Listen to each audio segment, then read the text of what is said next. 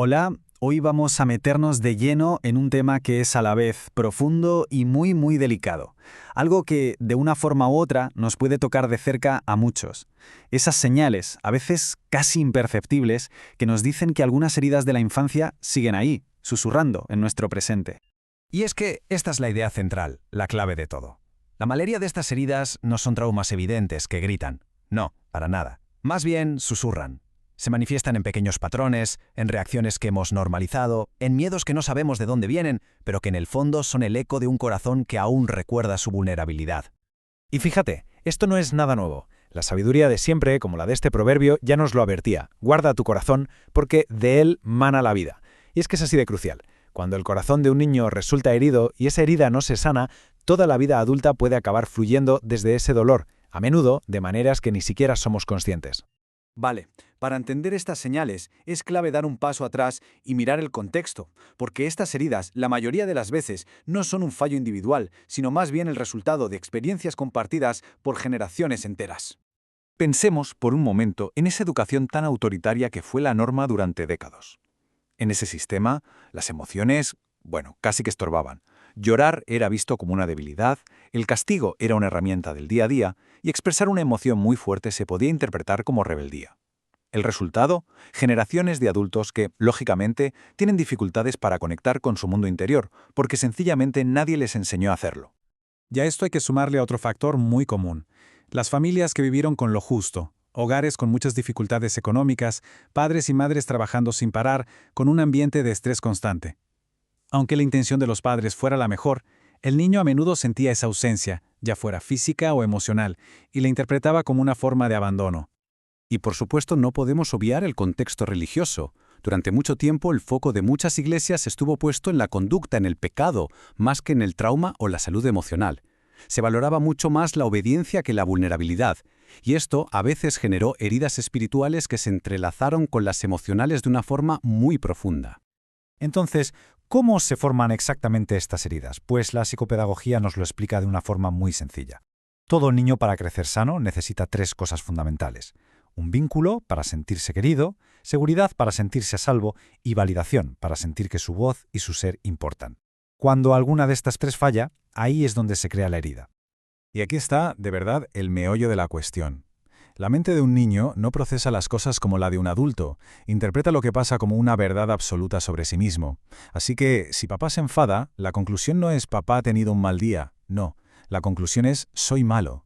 Si no le hacen caso, la verdad que graba a fuego es no soy importante. Y estas verdades se convierten en las raíces emocionales que nos acompañan hasta la vida adulta. Muy bien, ahora que tenemos todo el contexto, vamos a la parte central, las 7 señales silenciosas. Es muy importante que las veamos no como una forma de culparnos, sino como una invitación a entendernos mejor, con más compasión. Son esos susurros que nos piden que, por fin, les prestemos atención.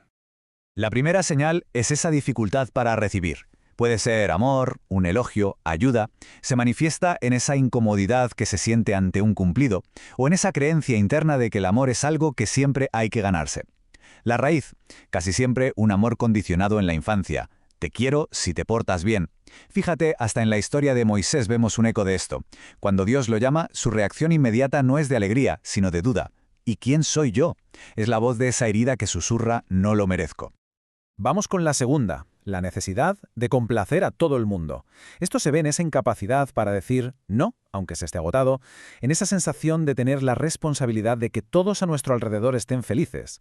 La raíz es bastante clara. Si de niño se aprendió que el cariño había que ganárselo, de adulto se sigue creyendo que el valor personal depende de cuánto se agrada a los demás. El eco bíblico aquí es fascinante. Marta, superada por el afán de servir para ser aprobada, recibe una invitación de Jesús para simplemente estar, para descansar en la relación, no en el hacer. La tercera señal es un miedo, pero un miedo visceral, al rechazo.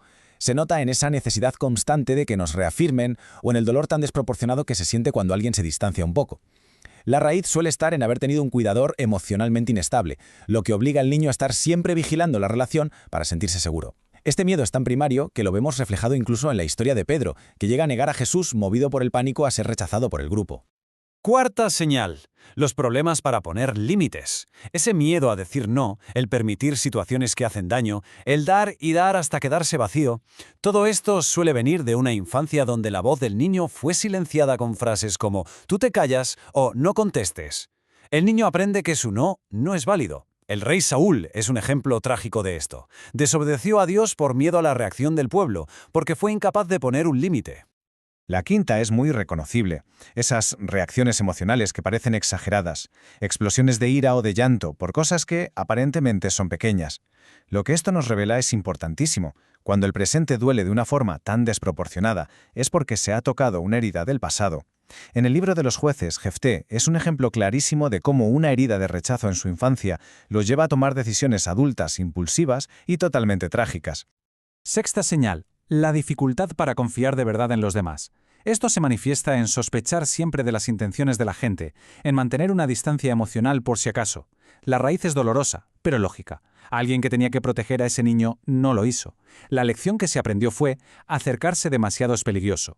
Incluso la famosa duda de Tomás, el apóstol, se puede leer no solo como incredulidad, sino como el reflejo de un dolor y una desconfianza mucho más profundos. Y llegamos a la séptima, que es quizá la más paradójica. Sabotear las relaciones que van bien. Es esa tendencia a alejar a la gente, a buscarle fallos a todo, a salir corriendo justo cuando el amor se siente más real y seguro. ¿Por qué pasa esto? Porque para un corazón herido, la calma y la seguridad del amor sano es un territorio desconocido, y nuestro cerebro, para protegernos, interpreta lo desconocido como peligroso. Jonás, huyendo de su misión, es una imagen perfecta de esta huida interna, de escapar por miedo a algo que no se controla. Bien, después de ver estas 7 señales, la pregunta es casi obligada. ¿Y ahora qué? ¿Cómo podemos empezar a identificar esto en nuestra propia vida? No se trata de ponerse a buscar traumas, sino de hacerse algunas preguntas con honestidad y sobre todo con amabilidad. Una buena pregunta para empezar es esta. ¿Qué patrones se repiten una y otra vez en mis relaciones? Sin juzgar, solo observando. Muchas veces, la respuesta a esta pregunta nos da pistas muy claras sobre las dinámicas internas que estamos llevando a nuestras interacciones con los demás. Otra pregunta que es oro puro para la reflexión. ¿En qué áreas o situaciones reacciono con una emoción que parece no tener lógica, que es desproporcionada? Esos momentos de una intensidad que ni uno mismo entiende suelen ser como luces de neón señalando directamente una herida antigua que pide ser vista. Y por último, una pregunta que va directa al corazón del asunto. ¿De qué me estoy intentando proteger sin siquiera darme cuenta? Porque al final muchos de estos comportamientos son mecanismos de defensa. Entender qué es lo que intentan proteger es el primer paso para encontrar maneras más sanas de cuidarnos. Y recordemos siempre, estas señales no están ahí para acusar, sino para invitar a sanar. Y para las personas que se acercan a este tema desde la fe, aquí hay una esperanza inmensa. Jesús mismo dijo que una de sus misiones era sanar a los quebrantados de corazón. Esto es una validación increíble del dolor emocional. Significa que para Dios el trauma no es algo que ignorar, sino algo que desea activamente restaurar en lo más profundo de nuestro ser. Y es fundamental que entendamos esto. Sanar no significa rebuscar en el pasado para volver a sufrir. Para nada. El objetivo es justo el contrario. Es liberar el futuro para poder vivirlo con plenitud, sin el lastre de esas viejas interpretaciones y esos viejos dolores. Al final, cada una de estas señales silenciosas es una oportunidad. No para la culpa, sino para la compasión. Una oportunidad para escuchar, para entender y para permitir que empiece un proceso de sanación profunda. Porque la gran verdad, la gran esperanza es esta.